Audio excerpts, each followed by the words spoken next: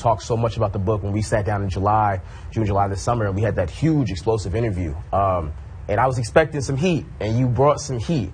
Tell me a little bit. Just a little bit, a little wasabi. You know what I mean? Yeah. Tell me a little bit about why you wanted to do this book now, and like what was the impetus of the book?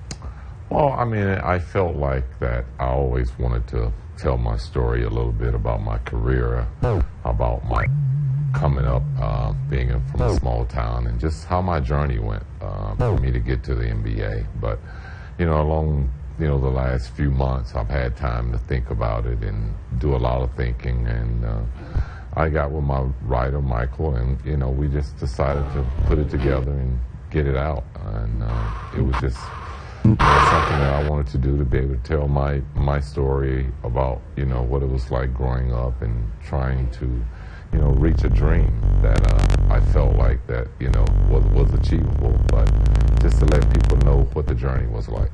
Yeah, and it was a rough journey, right? Hamburg to, college to, underrated the entire time, all the way to the NBA, becoming one of the defining players of multiple generations.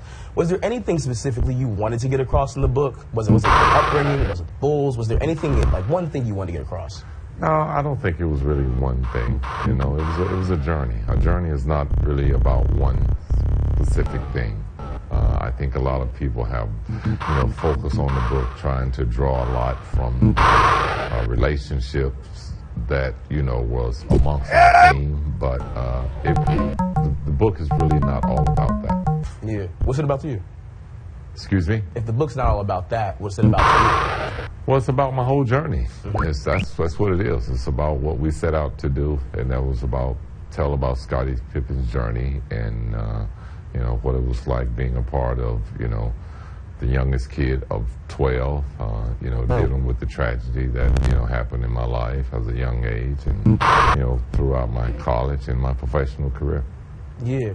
It was interesting because so much of that, which was along with all the tales from Arkansas and the dirt courts and everything like that, the first chapter deals with Michael Jordan and the text messages and everything like that. Did The Last Dance in that documentary, did it provoke this memoir by any chance, or how did this kind of line up? I don't think it provoked it at all. This was going to happen eventually. Mm-hmm.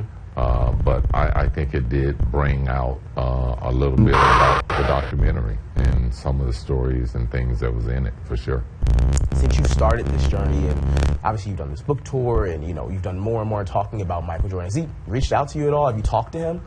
I'm not talking about Michael Jordan. I don't want it to be taken like that. I'm more or less talking about my journey. And I'm going to stay on that page. It's really about my life and my story and my career. Yeah. It's not a book to talk about my career. It would have been a different book had it been that. Yeah, for sure. A big part of the book and how it starts, a lot of it is that you wanted to knock down a lot of being, distinguished as a sidekick, as the Robin to the Batman and everything like that. Why did that sort of get under your skin so much? Is it because you had so much pride as a player and what you were able to do? Well, I don't think it got under my skin. I just wanted to let people know and set the record straight that I was as great a player as Michael Jordan. Only one player can take home the MVP, and that's that. But beyond that, we were great teammates. We were great together. We supported each other, and we won together. There's no need to think that I was selfish in any way along that journey. Yeah, you definitely didn't seem like it, but almost immediately the thing you said was that so much of this, the background noise, the press, the 90s, the fans at a certain point, it felt condescending. It felt like you were this person and you had built this image for yourself with your play and yourself as a teammate, and everything else always got in the way. Tell me a little bit about that. Well, I don't want to say things got in the way. That's just a part of life. Nothing is going to step aside and let you find your path. It's just a part of you trying to get to that certain point, and you're going to run into obstacles. And Scottie Pippen had obstacles in his life like everyone else. What are those obstacles? Read the book, you'll find out. I've read the book, but for somebody who hasn't read the book. So the obstacles obviously would be, crime and poverty, and then obviously the perception of you being that number 2 next to I think it's even different than that. I think the obstacle is trying to reach a dream that you set out for. It was something that I ran into a lot of roadblocks. I ran into things that could detour me. My brother getting paralyzed, or my father having a stroke. I could have taken a different path in life to figure out how to stay there and be in their presence. But I choose to live my dream and go for what I felt like something I could achieve and that I wanted to achieve.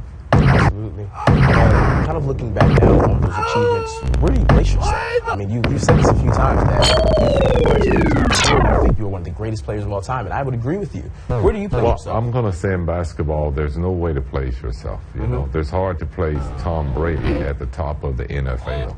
Even though he's won a lot of championships, there are almost 70 players on each team.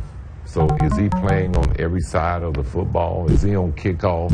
Is he on the punt returns? Because if he ain't playing all them roles, then he got to give credit to his team. And I place myself with the greatest team that ever played. That's where I place myself.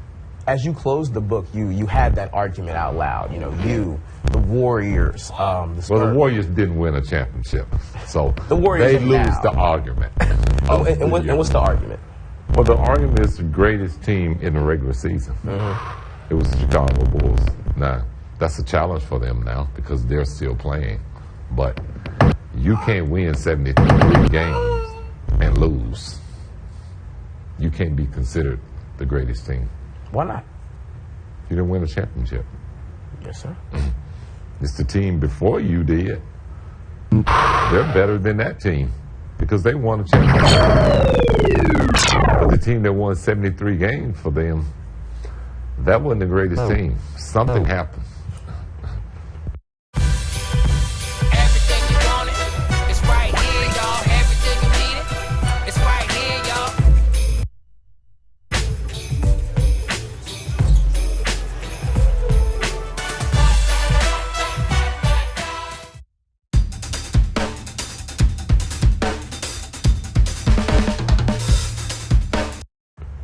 One big thing that you have talked about throughout the book was how deeply you care about your teammates, how deeply you care about the camaraderie of basketball, and how no one person can win a championship. Why did you feel the need to kind of sprinkle that throughout the book in almost every chapter, that it was the team first, not one person? Well, I did it for several reasons. One, I did it to let the media know that, because most of the media don't know basketball. They don't understand team sport. So I did it to let them know that they were overwhelmed with the life of Michael Jordan. Great, but Michael Jordan couldn't win without himself, without his team, excuse me. But on the other hand, I want to really understand that basketball is a team game, and it's always going to be run what I call a standout. The NBA used more the MVP word, but I consider it a standout. There's always going to be a standout in the crowd. In a lot of those occasions, Michael Jordan was the standout. And a lot of those occasions he wasn't the standout, but he was chosen to be the standout. Yeah. And you've talked a lot in this book and during this year about your relationship with the press. And even at times, it seemed like it became a bit contentious. You were called the press cheerleaders for Michael Jordan. Why is it such a big moment for you, or at least a big sticking point? Well, I think they're all having to face the future. I think reality has set in on them. When you look back, and you look back at how great our league is, it's about great teams. It's not about any great individual. And you glorify teams. You don't glorify individuals. Now, Tiger Woods, Serena Williams, they don't play on teams. You can glorify them for their individual achievement, because they did it alone on the court. But deep down inside of them, they know they didn't do it alone. You know, it was some